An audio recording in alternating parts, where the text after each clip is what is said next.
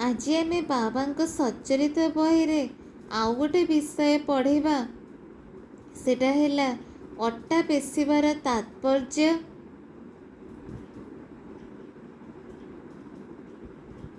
ଆଉ ଗୋଟେ କାହାଣୀ ଆମେ ଆଜି ପଢ଼ିବା ପ୍ରଥମ ଅଧ୍ୟାୟର ପ୍ରଥମ ଦିନ ପାରାୟଣରେ ଅଟା ପେଷିବାର ତାତ୍ପର୍ଯ୍ୟ।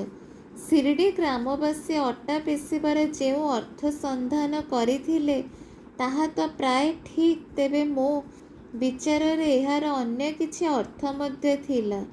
ବାବା ଶିରିଡ଼ିରେ ପ୍ରାୟ 60 ବର୍ଷ ବାସ କରିଥିଲେ ଏବଂ ଏହି ଦୀର୍ଘ ବର୍ଷ ମଧ୍ୟରେ ସେ ଅଟା ପେଷିବା କାର୍ଯ୍ୟ ପ୍ରାୟତଃ ପ୍ରତିଦିନ କରୁଥିଲେ। ପେଷିବାର ଅଭିପ୍ରାୟ କେବଳ ଅଟା ତିଆରି କରିବା ନଥିଲା, ବରଂ ଭକ୍ତମାନଙ୍କର ପାପ, ଦୁର୍ଭାଗ୍ୟ, ମାନସିକ ତଥା ଶାରୀରିକ ସନ୍ତାପ ସହ ସମ୍ପୃକ୍ତ ଥିଲା। ତାଙ୍କର ଚକିର ଦୁଇ ଘୋରଣ ମଧ୍ୟରୁ ଉପର ଭାଗ ଭକ୍ତି ତଥା ନିମ୍ନ ଭାଗ କର୍ମ ଥିଲା। ଚକିର ଦଣ୍ଡ ଯାହାକୁ ଧରି ସେ ଗହମ ପେଷୁଥିଲେ ତାହା ଥିଲା ଜ୍ଞାନ। ବାବାଙ୍କର ଦୃଢ଼ ବିଶ୍ୱାସ ଥିଲା ଯେ ମନୁଷ୍ୟର ହୃଦୟରୁ ଯେପର୍ଯ୍ୟନ୍ତ ଆସକ୍ତି, ଘୃଣା ଓ ଅହଙ୍କାର ନଷ୍ଟ ହୋଇନାହିଁ, ଯାହା ହେବା ଅତ୍ୟନ୍ତ କଠିନ, ସେ ପର୍ଯ୍ୟନ୍ତ ଜ୍ଞାନ ତଥା ଆତ୍ମାନୁଭୂତି ସମ୍ଭବ ନୁହେଁ। ଏହି ଘଟଣା ସନ୍ଥ କବୀର ଦାସଙ୍କ ଜୀବନର ଗୋଟିଏ ଘଟଣାର ସ୍ମୃତିଚାରଣ କରେ।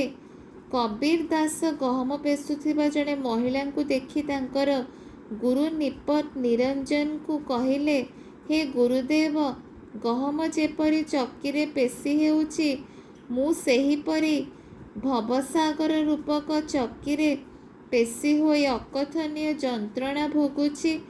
ତାଙ୍କର ଗୁରୁ ଉତ୍ତର ଦେଲେ, ବ୍ୟସ୍ତ ହୁଅ ନାହିଁ, ଚକିର କେନ୍ଦ୍ରରେ ଜ୍ଞାନ ରୂପକ ଯେଉଁ ଦଣ୍ଡଟି ଅଛି ତାହାକୁ ଦୃଢ଼ତାର ସହ ଭିଡ଼ି ଧର। ଯେପରି ମୁଁ ଧରିଛି, ତାହାଠାରୁ ଦୂରକୁ ଯାଅ ନାହିଁ, କେବଳ କେନ୍ଦ୍ର ଆଡ଼କୁ ଅଗ୍ରସର ହୁଅ। ଏହାପରେ ଦେଖିବ ତୁମେ ଭବସାଗର ରୂପକ ଚକିରୁ ନିଶ୍ଚୟ ଉଦ୍ଧାର ପାଇବ। ଶ୍ରୀ ସଦ୍ଗୁରୁ ସାଇ ନାଥାର୍ପଣମସ୍ତୁ। ଶୁଭଂ ଭବତୁ। ଧନ୍ୟବାଦ ଦର୍ଶକ ବନ୍ଧୁ। ମୁଁ ସାଇ ଓଡ଼ିଶା ନ୍ୟୁଜ୍ ଚ୍ୟାନେଲରୁ ନ୍ୟୁଜ୍ ରିପୋର୍ଟର ସତ୍ୟପ୍ରଜ୍ଞା ଦାସ କହୁଛି। ଜୟ ସାଇରାମ।